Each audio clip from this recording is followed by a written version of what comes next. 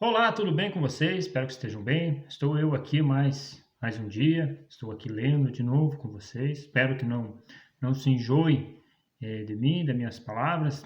Que Deus abençoe a tua vida e estejam acompanhando junto comigo aí as escrituras, a leitura diária que a gente está fazendo.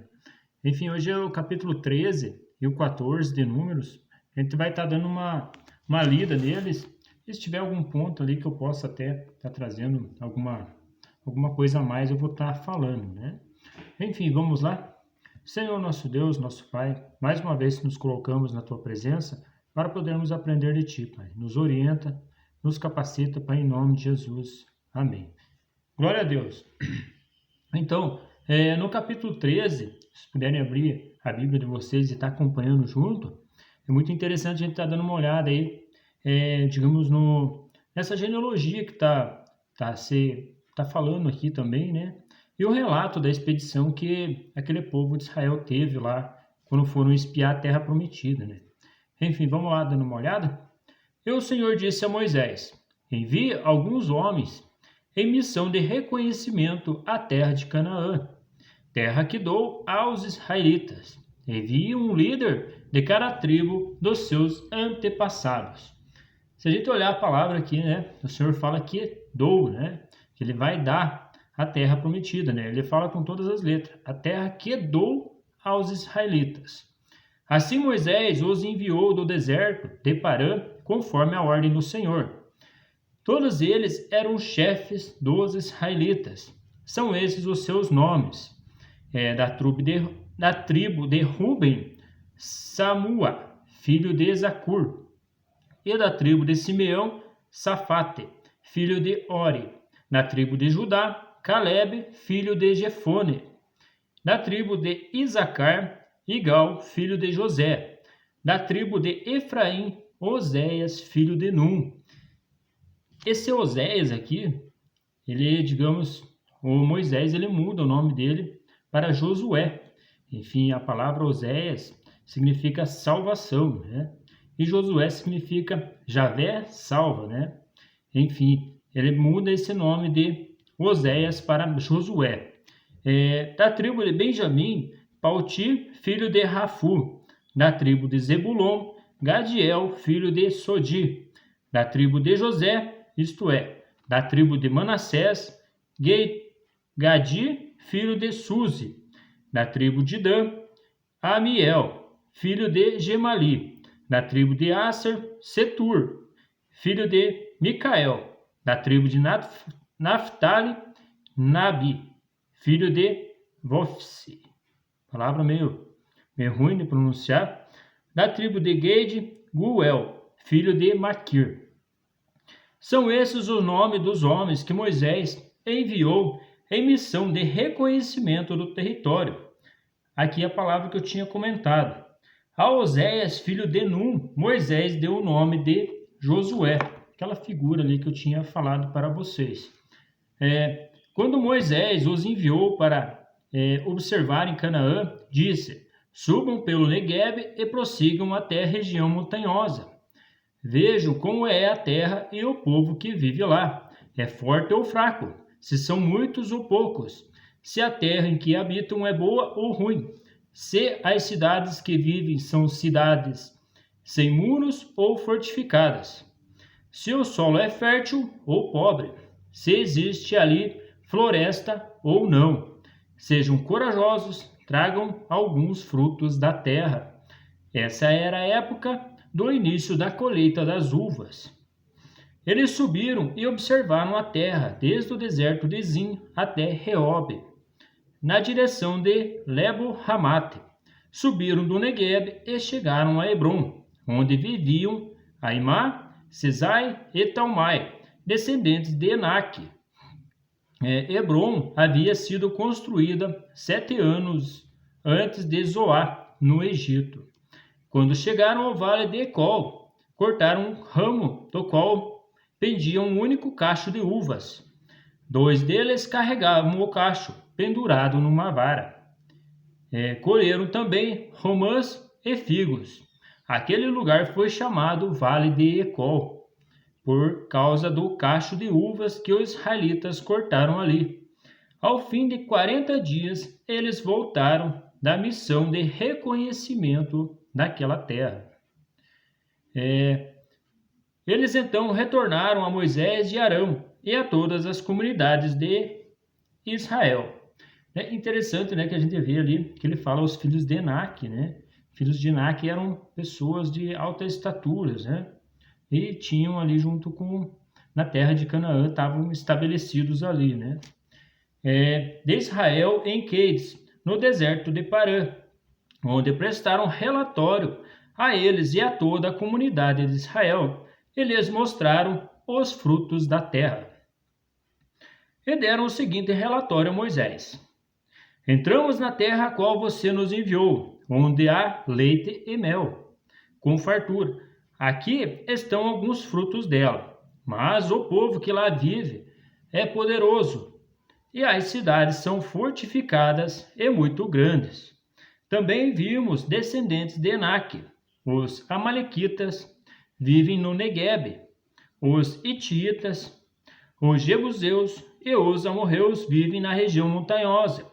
Os cananeus vivem perto do mar, junto ao Jordão. Então Calebe fez o povo calar-se perante Moisés e disse: Subam e tomemos posse da terra. É certo que venceremos. Mas os homens que tinham ido com ele disseram: Não podemos atacar aquele povo. É mais forte do que nós, e espalharam entre os israelitas um relatório negativo acerca daquela terra. Disseram: A terra para a qual fomos em missão de reconhecimento devora os que vivem nela. Vivem todos os que vimos, são de grandes estatura. Vimos também os gigantes, os descendentes de Enaque, diante de quem parecíamos gafanhotos a nós e a eles, né? Enfim, tinha ali uma dificuldade para eles entender. Digamos, o Senhor tinha falado que ia dar a terra, né? E o nosso Deus, ele não é homem que minta, né? Tudo que ele fala, ele cumpre, né? Enfim, ali só Calebe e Josué que vão ter, assim, o discernimento que o Senhor ia dar aquela terra para eles, né? Enfim, no capítulo 14, naquela noite, toda a comunidade começou a chorar em alta voz.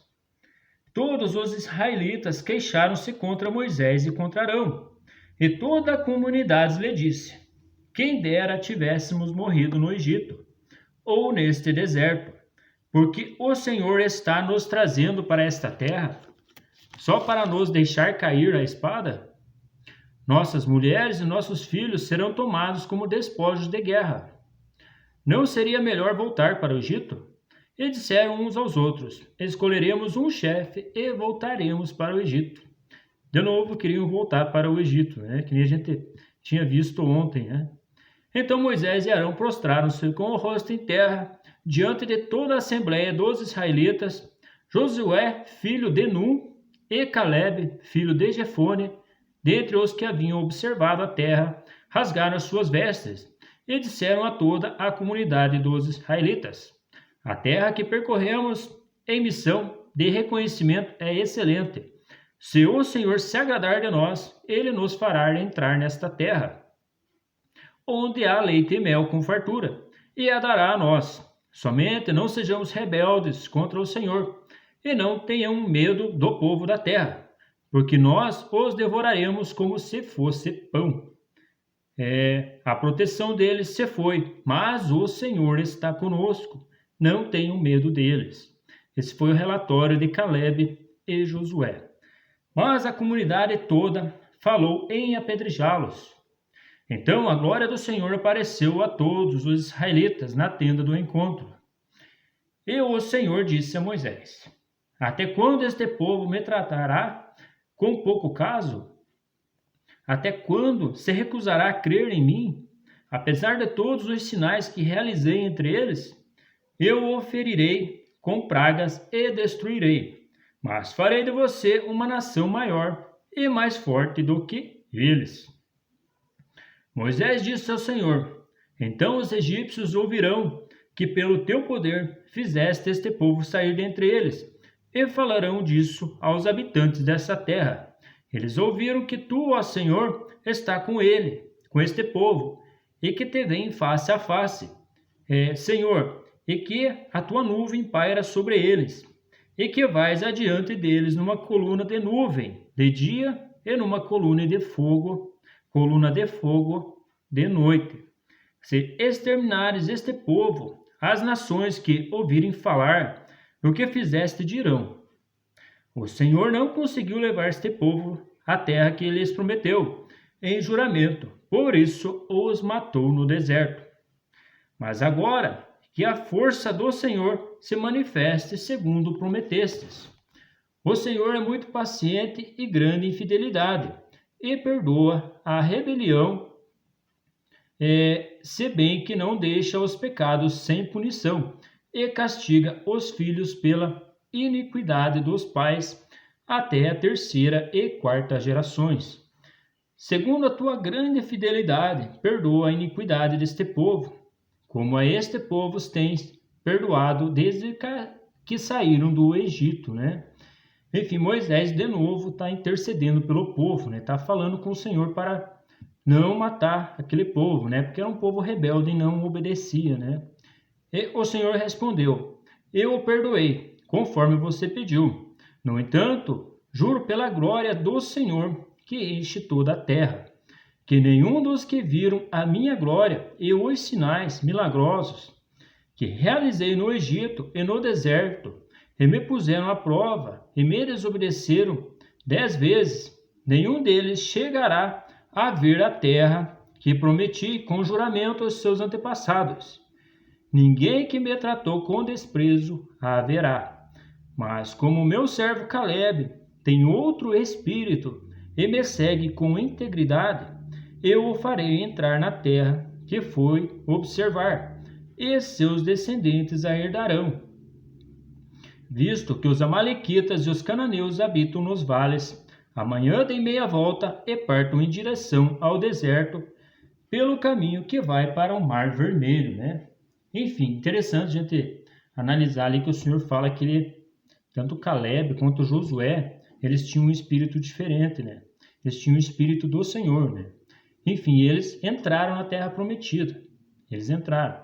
E de fato tem a Nova Jerusalém, que nós há de entrar nela. E é também pelo Espírito. Se não tiver o Espírito de Deus aceso aqui nessa terra, não tem como entrar também na terra prometida que o Senhor vai nos dar, né? Enfim, no versículo 26 fala assim: disse mais o Senhor a Moisés e a Arão: até quando esta comunidade ímpia se queixará contra mim? Tenho ouvido as queixas desses israelitas murmuradores. Diga-lhes: juro pelo meu nome, declara o Senhor, que farei a vocês tudo o que pediram. Cairão neste deserto os cadáveres de todos vocês de 20 anos para cima, que foram contados no recenseamento e que se queixaram contra mim. Enfim, hoje tem muita murmuração. A gente começa a observar, né? Não que a gente está julgando as pessoas, mas a gente vê muita murmuração por aí. É isso, é aquilo, não deixam de crer no Senhor, não tem, digamos, o espírito para crer de verdade que Jesus é o Senhor e vai vir buscar a igreja, né? E de fato começam a murmurar e vão acabar ficando para trás, igual esse povo. Enfim, o Senhor, aqui no Antigo Testamento, ele está desenhando tudo o que há de acontecer, né? Não está nada diferente do que vai acontecer para frente. Ele deixa esses exemplos para a gente estar olhando, observando atentamente cada detalhe. Não é à toa que está escrito. Enfim, não é à toa que também aquele povo ficou para trás. Nós precisamos nascer de novo para herdar a terra celestial, né? A Nova Jerusalém. Enfim, no versículo 30. Nenhum de vocês entrará na terra com mão levantada. Jurei dar-lhes para a sua habitação, exceto Caleb, filho de Jefone, e Josué, filho de Num. Mas quanto aos seus filhos, sobre os quais vocês disseram que seriam tomados como despojos de guerra, eu os farei entrar para desfrutar a terra que vocês rejeitaram. Os cadáveres de vocês, porém, cairão neste deserto. Seus filhos serão pastores aqui durante 40 anos, sofrendo pela infidelidade de vocês, até que o último cadáver de vocês seja destruído. O que dá para entender é que ali, de fato, quando eles foram espiar, eles já iam tomar posse da terra prometida, não iam precisar, digamos assim, precisar ficar mais 40 anos andando em círculo, andando em volta, porque eles estavam próximos, né? Se a gente analisar bem, eles foram espiar, eles estavam bem próximos. E por causa da murmuração deles, eles tiveram que voltar para trás e ficar andando em círculo. O que dá para a gente entender para esse texto que a gente está lendo, né?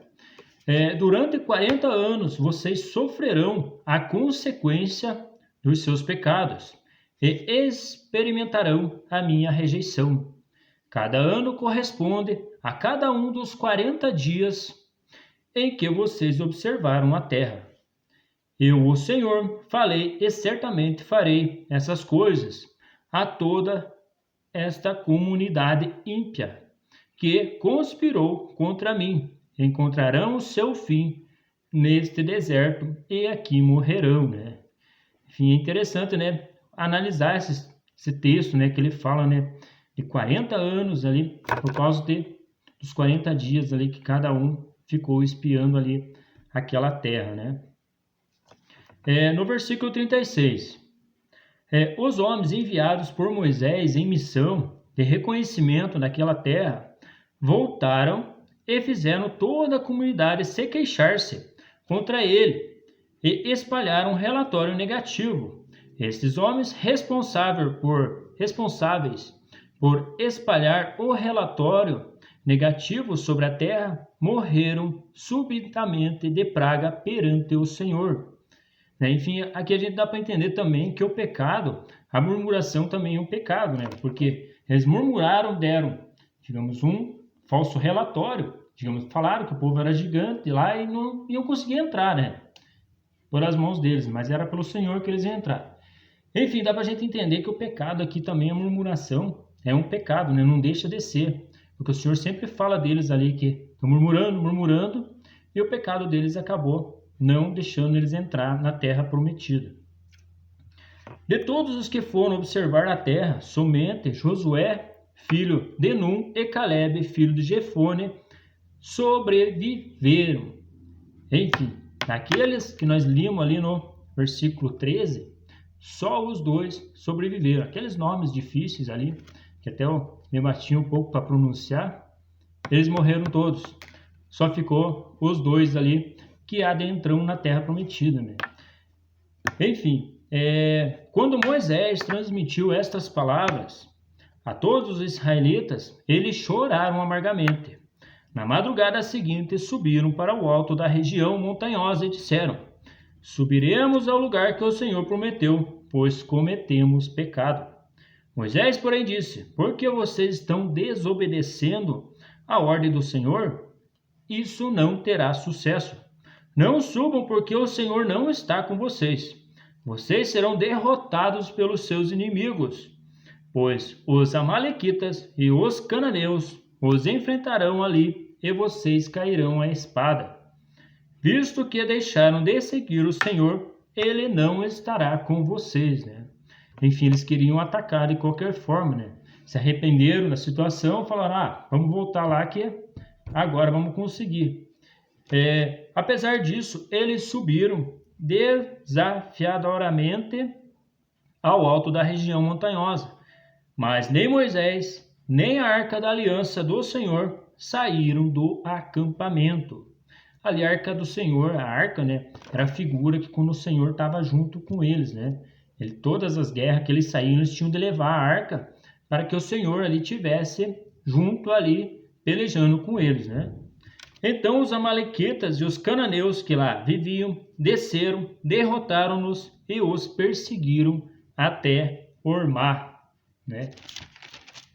Enfim, esse era o finalzinho do capítulo 14, né? Então, que Deus abençoe você. Estamos juntos aí nas próximas leituras e vamos meditando, vamos lendo, vamos pedindo para o Senhor nos dar cada vez mais conhecimento na palavra, para que a gente não possa chegar, digamos, no final da nossa caminhada aí, de repente, ficar igual esse povo aí que não conseguiu entrar na terra prometida, né? O Senhor nosso Deus, ele nos promete muito mais. Conforme a gente vai lendo as Escrituras, eu vou mostrando para vocês cada detalhe aí que o Senhor vai nos dar lá na Nova Jerusalém do Alto. Essa terra aqui é passageira. Nós não vamos ficar aí mais que 70 anos, enfim. Vamos aproveitar a oportunidade que nós temos hoje e vamos estar almejando essa terra prometida, porque é o melhor que nós temos para a nossa alma, para a nossa vida eterna. Enfim, um grande abraço para vocês, Deus abençoe, estamos juntos aí e até mais.